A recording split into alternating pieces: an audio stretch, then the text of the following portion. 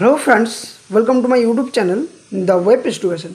सो friends, এই মুহূর্তে একটা গুরুত্বপূর্ণ ব্রেকিং নিউজ সেটা হচ্ছে প্রাইমারি রিক্রুটমেন্ট 2025 নিয়ে কিন্তু আবারও কেস হয়ে গেছে। অর্থাৎ নতুন প্রাথমিক শিক্ষক নিয়ে হাইকোর্টে মামলা দায়ের। আবার কি মামলার জালে আটকে যাবে এই নিয়োগ? এই সংক্রান্ত বিষয়ে সম্পূর্ণ তথ্য আপনার সামনে ভিডিওর মধ্যে আলোচনা করব। অর্থাৎ বিষয়টা হচ্ছে যে নতুন যে নিয়োগ প্রক্রিয়া হয়েছিল, অর্থাৎ নিয়োগ প্রক্রিয়া যে শুরু হওয়ার কথা 2025 প্রাইমারি রিক্রুটমেন্ট প্রসেস, যেখানে 13,421টা শূন্যপদে নিয়োগ প্রক্রিয়ার জন্য বিজ্ঞপ্তি প্রকাশ করেছে প্রাথমিক শিক্ষা পর্ষদের তরফ থেকে। কিন্তু সেখানে যে শিক্ষাগত যোগ্যতা বা কোন ভিত্তিতে তারা অ্যাপ্লাই করতে পারবে সম্পূর্ণ বিষয় কিন্তু নোটিফিকেশানে প্রকাশ করেছিল গত 25 তারিখে, অর্থাৎ 25/9/2025। আপনারা নোটিফিকেশানে দেখতে পাচ্ছেন এখানে যে ডেট। সেখানে কিন্তু একটা বিষয় উঠে আসে, এই যে কোয়ালিফিকেশান ব্যাপারে, অর্থাৎ যে কোয়ালিফিকেশান রিক্রুটমেন্ট, সেখানে কিন্তু বিভিন্ন যে যোগ্যতা সেখানে আপনারা দেখতে পাচ্ছেন যে হায়ার সেকেন্ডারি এডুকেশন সাথে সাথে কী বলেছে না, হায়ার সেকেন্ডারি এডুকেশন সাথে সাথে 50% marks in 2 years diploma in elementary education. দ্বিতীয়ত যেটা বলা হয়েছিল যে 45% marks higher secondary education 2 years diploma in elementary education, অথবা বলা ছিল higher secondary education with at least 50% marks and 4 years bachelor of elementary education B El Ed বিএলএড। সাথে সাথে বলা ছিল higher secondary education with 50% marks and 2 years diploma in education special education, যেটা সাথে সাথে graduation and 2 years diploma in elementary education এবং TET অর্থাৎ টিচার্স এলিজিবিলিটি টেস্ট।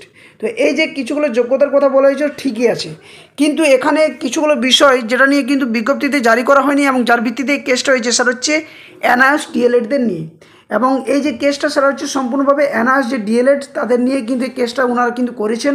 কী কেস করেছে তার ভিত্তিটাও আমি আলোচনা করবো একদম ডিটেলসভাবে, কারণ এখানে বলা রয়েছে থাম্বনেলের মধ্যে যে নতুন নিয়োগের বিজ্ঞপ্তিতে এনআইএসের বাদ আবারও কি নিয়োগ বিজ্ঞপ্তিতে বাধা আসতে পারে। তো এই সংক্রান্ত বিষয় নিয়ে আপনার সামনে তুলে ধরার চেষ্টা করছি প্রতিবেদন বা ভিডিওতে।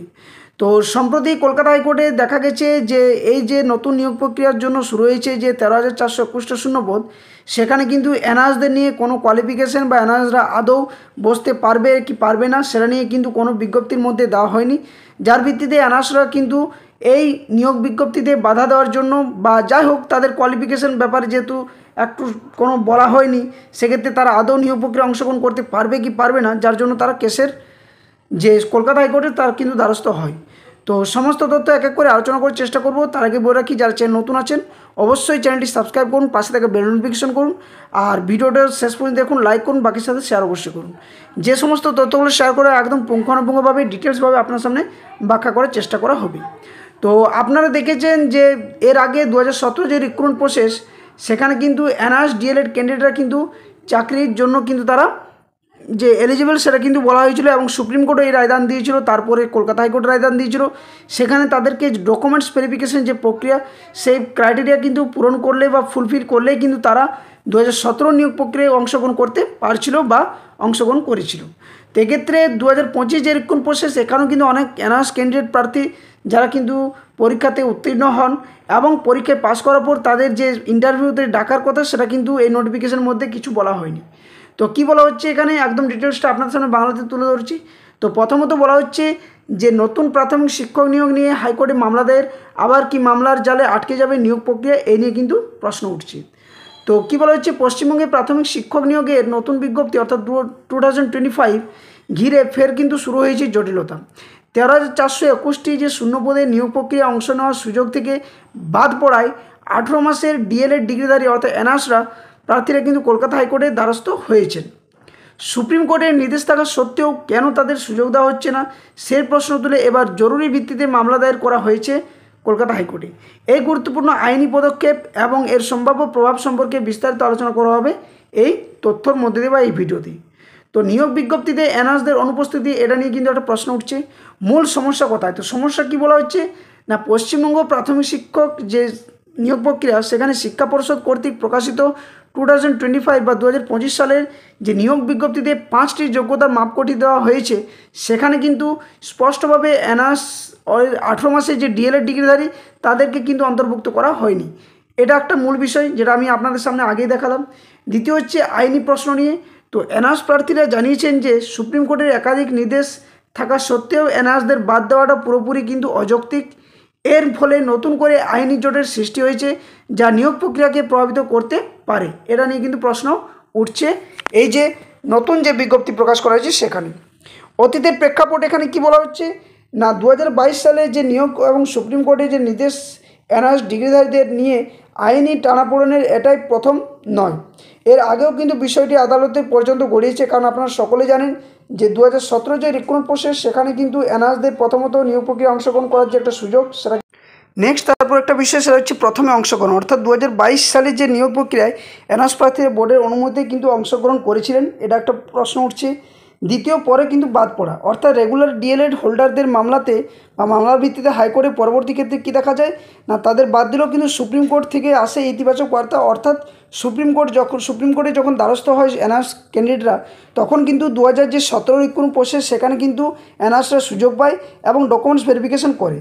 সুপ্রিম কোর্টের রায়ের ক্ষেত্রে কী ঘটে না, জয়বীর সিং মামলার রিভিউ এবং পশ্চিমবঙ্গ থেকে করা মামলার সুপ্রিম কোর্ট স্পষ্টভাবে জানায় যে অনার্স ডিগ্রিধারীদের নিয়োগ প্রক্রিয়ায় অংশ নিতে কোনো বাধা নেই। এমনকি সুপ্রিম কোর্ট 3 মাসের মধ্যে ডকুমেন্টস ভেরিফিকেশন হওয়া প্রার্থীদের চাকরি দেওয়ার নির্দেশ দিলেও সেই তালিকা এখনও প্রকাশিত হয়নি। অর্থাৎ আপনারা সকলেই জানেন যে 2017 যে রিক্রুটমেন্ট প্রসেস সেখানে কিন্তু এনআরসরা সুযোগ পেয়েছিল এবং ডকুমেন্টস ভেরিফিকেশনের জন্য পর্ষদের তরফ থেকে কিন্তু যে নোটিফিকেশান সেখানে বিভিন্নভাবে যে ডকুমেন্টসগুলো চাওয়া হয়েছিল সেগুলো কিন্তু ভেরিফিকেশনের সুযোগ দেওয়া হয়, কিন্তু এখনও পর্যন্ত সেই 2017 রিক্রুটমেন্ট প্রসেসেরই কিন্তু এখনও পর্যন্ত তাদের যে নিয়োগ সেই নিয়োগ প্রক্রিয়ার যে সম্পূর্ণ তালিকা প্রকাশ করা হয়নি।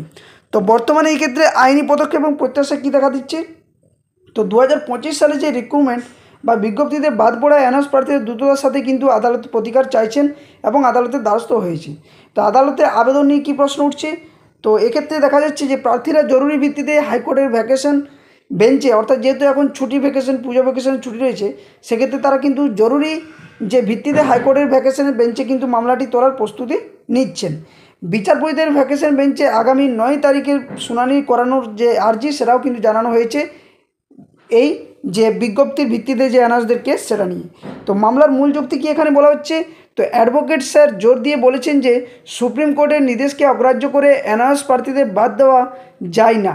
তার মতে অংশগ্রহণ করার সুযোগ পাওয়ার প্রথম ধাপ ডকুমেন্টস ভেরিফিকেশন, তারপরের কিন্তু পর্যায়ে, অর্থাৎ এখানে এনআরসরা চাইছেন বারবার যে এই যে 2025 কোন প্রসেস তাদের ক্ষেত্রে যে যোগ্যতা বা তাদের যে নিয়োগ প্রক্রিয়া অংশগ্রহণ করা সেটা নিয়ে যেহেতু কোনো বিজ্ঞপ্তিতে বলা হয়নি, সেক্ষেত্রে অ্যাডভোকেটদের তরফ থেকে বলা হচ্ছে যে ওনারা কিন্তু ডকুমেন্টস ভেরিফিকেশন সুযোগটা পরের ধাপ, কিন্তু তার আগে যে নিয়োগ প্রক্রিয়ায় যে অংশগ্রহণটুকু অর্থাৎ ইন্টারভিউর জন্য যে অংশগ্রহণটুকু সেটাতে তাদের যোগ্যতার যে মাপকাঠি সেটা কিন্তু দেখা হোক।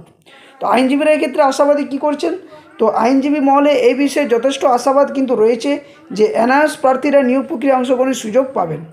পশ্চিমবঙ্গের প্রাথমিক শিক্ষক নিয়োগে এনআরস ডিএলএড ডিগ্রিধারীদের বসার অধিকার নিয়ে আইনি লড়াই এখন এক গুরুত্বপূর্ণ মোড়ে দাঁড়িয়েছে। সুপ্রিম কোর্টে পূর্ববর্তী রায় থাকার কারণে এই মামলার যে প্রাথমিক শিক্ষকদের যে নিয়োগ প্রক্রিয়া সেখানে কিন্তু যে ভবিষ্যতের জন্য একটি নির্ণায়ক ভূমিকা নিতে পারে বলেও কিন্তু মনে করা হচ্ছে। তো আগামী দিনের আদালতের সিদ্ধান্তই নির্ধারণ করবে যে এনআরস প্রার্থীরা নতুন নিয়োগ প্রক্রিয়ায় অংশ নিতে পারবেন কি না। তো এই ছিল মূল আপডেট। যেহেতু আপনারা সকলে জানেন যে এই যে নতুন বিজ্ঞপ্তি সেখানে খুব নগণ্য পরিমাণ যে ভ্যাকেন্সি সেটা কিন্তু প্রকাশিত হয়েছে এবং এখানে যে ফাইট বা যে লড়াই সেটা কিন্তু একটা গুরুত্বপূর্ণভাবে হতে চলেছে, যেখানে এত কম সংখ্যক শূন্যপদে এত হিউজ পরিমাণ চাকরি প্রার্থীরা ইন্টারভিউতে বসবেন এবং ইন্টারভিউ ভিত্তিতে যে প্যানেল সে প্যানেল প্রকাশিত হবে। সেখানে কিন্তু একাডেমিক বিষয় যেমন একটা রয়েছে, সাথে সাথে লো একাডেমিক যাদের স্কোর রয়েছে তাদের ক্ষেত্রেও কিন্তু একটা সমস্যা এবং বিভিন্ন দিকে একটার পর একটা কিন্তু প্রাথমিকে এটা কোনো নতুন নয়, একটার পর একটা কিন্তু কেস হতেই থাকে ঘটতেই থাকে এবং সেই ভিত্তিতে আদৌ কি এই নিয়োগ প্রক্রিয়া কতটা প্রভাব পড়বে সেটাই কিন্তু এখন দেখার বিষয়। তো মামলার মূল বিষয়গুলো আপনার সামনে তুলে ধরার চেষ্টা করলাম। পরবর্তী কোনো আপডেট আসে তো অবশ্যই আপনার সামনে শেয়ার করব। তো তার আগে বলে রাখি যারা চ্যানেল নতুন আছেন অবশ্যই চ্যানেলটি সাবস্ক্রাইব করবেন, পাশে থাকা বেল নোটিফিকেশন করবেন। আর যারা প্রাথমিক ইন্টারভিউর জন্য প্রস্তুতি নিচ্ছেন তারা অবশ্যই বলবো চ্যানেল প্লেলিস্টটিকে আপনারা ভিজিট করতে পারেন অথবা ভিডিও ডেসক্রিপশন বক্সেও লিঙ্ক দিয়ে দেবো, সেখানে কিন্তু আপনারা চ্যানেলগুলো যে চ্যানেলের প্লেলিস্টে যে ভিডিওগুলো সেগুলো অবশ্যই দেখে নেবেন, যাতে করে আপকামিং যে ইন্টারভিউ হতে চলেছে সেখানে কিন্তু খুবই গুরুত্বপূর্ণ ক্লাস করানো হয়ে গেছে অলরেডি, আর পরবর্তীতে আরও কিন্তু ক্লাস এক এক করে আপডেট দেওয়া হচ্ছে।